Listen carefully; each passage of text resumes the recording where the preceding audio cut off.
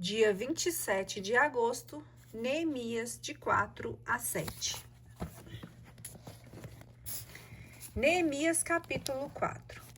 Quando Sanabalate, Tobias, os árabes, os amonitas e os azoteus souberam que prosseguíamos para a reparação das muralhas de Jerusalém e que as fendas começavam a desaparecer, ficaram enraivecidos. Coligaram-se todos para vir atacar Jerusalém e semear ali a confusão.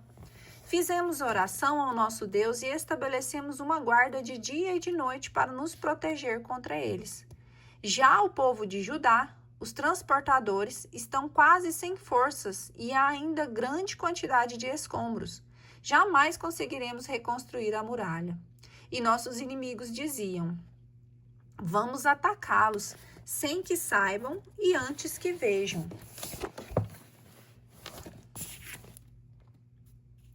Antes que vejam algo. Nós os mataremos e faremos parar a obra. Os judeus que habitavam nas vizinhanças vieram até 10 vezes advertir-nos acerca dos lugares onde possivelmente nossos inimigos viriam atacar-nos. Coloquei, pois, como anteparo por detrás das muralhas, nos pontos descobertos, o povo dividido em famílias com suas espadas, lanças e arcos. Tendo terminado a inspeção, achei que era de meu dever exortar os homens importantes, os magistrados e o restante do povo. Não tenhais medo deles, disse-lhes eu. Lembrai-vos de que o Senhor é grande e temível. Combatei por vossos irmãos, vossos filhos e filhas, vossas mulheres e vossas casas. Quando nossos inimigos souberam que estávamos informados, compreenderam que Deus lhes aniquilava o projeto. Nós, pois, retornamos todos à muralha, cada um ao seu trabalho. Mas, depois daquele dia, a metade dos homens trabalhava na construção, enquanto a outra metade trabalhava enquanto a outra metade estava armada de lanças, escudos, arcos e couraças. E os chefes estavam atrás deles com toda a gente de Judá. Entre os que estavam ocupados na muralha, os transportadores trabalhavam com uma das mãos e na outra traziam uma arma. Os pedreiros tinham cada uma sua espada na cinta ao redor dos rins. Foi assim que se fez a alvenaria. Um corneteiro estava sempre junto de mim, e eu disse aos homens importantes, aos magistrados e ao resto do povo: o trabalho é considerável e se estende por um vasto espaço. Nós nos encontramos dispersos nas muralhas, uns a grande distância dos outros. Quando, pois, tocar a trombeta de qualquer canto em que vós a escuteis, reuni-vos a nós. Nosso Deus combaterá por nós. Assim trabalhávamos desde o despontar da aurora até a aparição das estrelas, enquanto a metade dos homens empunhava a arma. Ao mesmo tempo eu disse ao povo: cada um com seu ajudante, passe a noite em Jerusalém para nos auxiliar a montar a guarda durante a noite e a trabalhar durante o dia. Quanto a mim, a meus irmãos e minha gente e aos guardas de minha escolta, nem mesmo trocávamos nossas vestes, cada um guardava sua arma ao alcance da mão. Neemias opõe-se aos usuários. Houve forte lamentação do povo e suas mulheres contra os judeus, seus irmãos. Havia alguns que diziam: nossos filhos e filhas somos numerosos, precisamos de trigo para que possamos comer e viver. Havia outros que diziam: somos obrigados a empenhar nossas terras, nossas vinhas e nossas casas para termos trigo durante a fome. Outros ainda diziam: tivemos de tomar dinheiro emprestado para pagar o tributo ao rei, empenhando nossas vinhas e nossos campos. E, no entanto, somos da mesma raça que nossos irmãos. Nossos filhos não são diferentes dos deles. E eis que foi preciso escravizar nossos filhos e filhas. Mesmo agora, entre nossas filhas, há algumas que já são escravas. E nada podemos fazer, porque nossos campos e nossas vinhas passaram já à mão de outros. Esses lamentos e reclamações irritaram-me profundamente. Depois de ter refletido, censurei as pessoas importantes e os magistrados, dizendo-lhes: por que cobrais usuras de vossos irmãos? Convoquei então por causa deles uma grande assembleia e disse-lhes: nossos irmãos judeus que tinham sido vendidos às nações, nós os resgatamos segundo nossa posse. E vós vendeis vossos irmãos?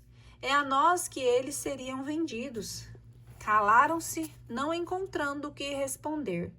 Eu continuei: o que estáis fazendo não é correto. Não devíeis caminhar no temor de nosso Deus, para evitar o insulto das nações que são vossas inimigas? Eu mesmo, com meus irmãos e servos, nós emprestamos prata e trigo. Pois bem, abandonemos o que nos devem. Devolvei-lhe desde já seus campos, suas vinhas, suas oliveiras e suas casas, bem como a percentagem de prata, de trigo, de vinho e de azeite, que exigiste deles com juros. Responderam eles: devolveremos tudo e nada mais lhe pediremos. Faremos tudo o que dizes. Chamei então os sacerdotes e fiz jurar que procederiam assim. E sacudi o pó do meu manto, dizendo: que Deus assim sacuda de sua casa e de seus bens todos aqueles que não cumprir a sua palavra, que assim expulso fique também tal homem despojado. Ao que toda a assembleia respondeu: Amém, louvando o Senhor. E o povo nada mais disse.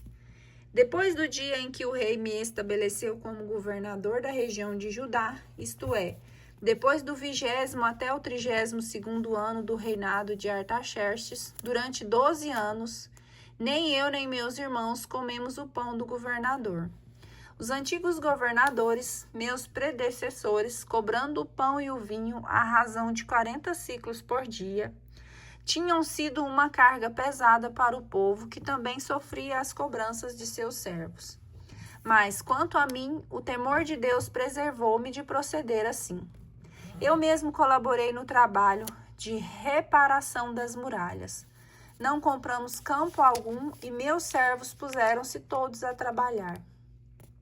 Tinha eu no meu encargo a alimentação de 150 homens judeus e magistrados, além de outras pessoas que nos vinham procurar das regiões vizinhas. Preparávamos todos os dias um boi, 6 carneiros escolhidos e aves, tudo à minha custa, e a cada 10 dias se servia o vinho necessário em abundância. Entretanto, não reclamei a pensão do governador, porque os trabalhos pesavam muito sobre o povo. Lembrai-vos, ó meu Deus, de tudo o que eu fiz por esse povo, e recompensai-me. Novas intrigas contra Neemias. Neemias capítulo 6. Sanabalate, Tobias, Gozem o árabe e outros inimigos nossos souberam que eu tinha reconstruído a muralha e que não havia mais brechas. Entretanto, até aquele momento, eu não havia ainda colocado os meus batentes nas portas. Mandaram solicitar-me uma entrevista com eles numa aldeia do Vale de Ono. Tinham a intenção de fazer-me mal. Enviei-lhe mensageiros para dizer-lhes: estou em via de executar um trabalho importante. Não posso descer. Não tenho desculpa para interromper meu trabalho. E não posso deixar a obra para descer até vós. 4 vezes eles me endereçaram a mesma mensagem e eu cada vez enviava-lhes a mesma resposta. Pela 5ª vez, Sanabalate fez-me a mesma proposta por um seu servo, que trazia na mão uma carta aberta, na qual estava escrito: foi divulgado entre as gentes e Gozem, afirma que, se tu reconstróis a muralha, é porque tu e os judeus estáis projetando uma revolta, e pelo que se diz, desejas tornar-te rei deles, e terias mesmo enviado profetas para proclamar-te rei de Judá em Jerusalém. Todos esses boatos cedo chegarão aos ouvidos do rei. Vem, pois, e entendamo-nos. Eu lhe respondi: nada existe de verdadeiro no que dize. Fostes tu que inventastes tudo isso. Todos procuravam intimidar-nos, dizendo entre si: suas mãos se cansarão do trabalho e ele não se completará.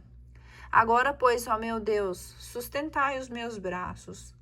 Fui depois à casa de Semeias, filho de Dalaías, filho de Metabeel, que se tinha fechado em sua residência.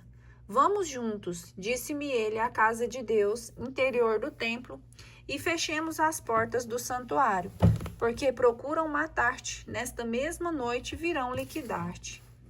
Respondi-lhe: como então um homem como eu há de fugir? Por outra parte, como pode um homem como eu entrar no templo sem perder a vida? Ali não entrarei. Eu tinha notado, com efeito, que ele não fora enviado por Deus, mas proferiu o oráculo a meu respeito, subornando por Tobias e Sanabalate. Eles o faziam para intimidar-me e fazer-me pecar segundo o seu desejo. Isto lhes permitiria cobrir-me de opróbrios e lançar-me em má reputação.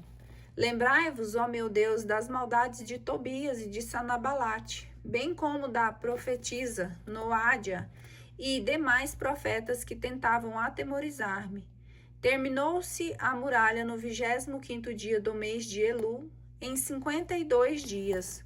Quando nossos inimigos souberam disso, encheram-se de temor todas as nações vizinhas, pois seu ânimo arrefeceu, e reconheceram que, se aquela empresa fora levada a bom termo, era graças ao nosso Deus. Naquele tempo, Tobias mantinha uma correspondência contínua com certas pessoas importantes de Judá. Muitos, com efeito, estavam-lhe unidos por juramento, pois ele era genro de Sequenias, filho de Área, e Joanã, seu filho, era casado com a filha de Mesolã, filho de Baraquias. Até mesmo o louvavam em minha presença e participavam-lhe as minhas palavras.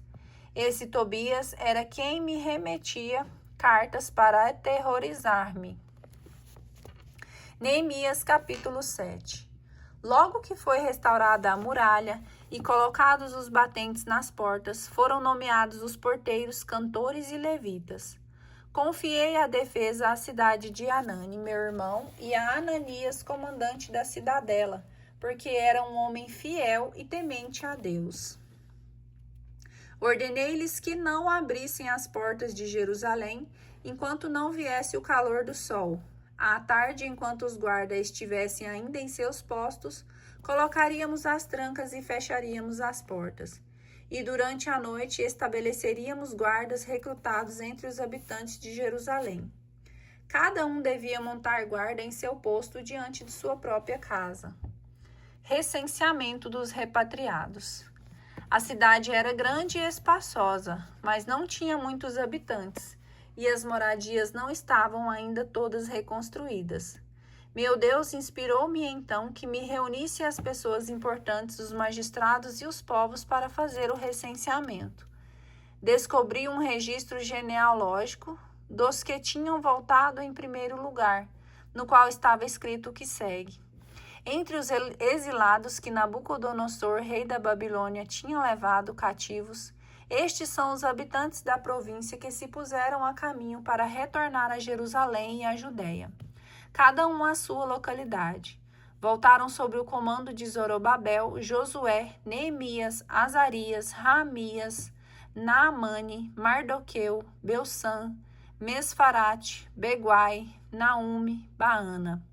Esse é o recenseamento dos israelitas, filhos de Faros, 2.162, filhos de Safatias, 372, filhos de Área, 652, filhos de Faate Moabe, descendentes de Josué e de Joabe, 2.818, filhos de Elã, 1.254, filhos de Zetua, 845, filhos de Zacai, 760, filhos de Benui, 648, filhos de Bebai, 628, filhos de Asgade, 2.322, filhos de Adonicã, 667, filhos de Beguai, 2.067, filhos de Adim, 655, filhos de Ater, isto é, do ramo de Ezequias, 98, filhos de Assum, 328,